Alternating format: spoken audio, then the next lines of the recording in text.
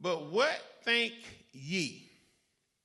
A certain man had 2 sons. And he came to the first and said, Son, go work today in my vineyard. He answered and said, I will not. But afterward he repented and went. And he came to the second and said likewise. And he answered and said, I go, sir, and went not. Whether of them twain did the will of his father? They say unto him, the first. Jesus saith unto them, verily I say unto you, the publicans and the harlots go into the kingdom of God before you.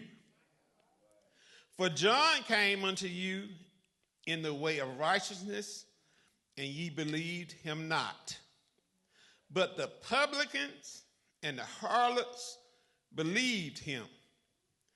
And ye, when ye had seen it, repented not afterward, that ye might believe him. So let's look at this situation that Jesus presents here. First thing he does is ask a question. What you think? That's what I'm asking everyone in here. What you think? What you think about this situation? Said a certain man had 2 sons, and he came to the first and asked the son to go and to work in his vineyard. And the first son answered and said, I will not. So he told his father, I'm not going. Some of us would say, I ain't going.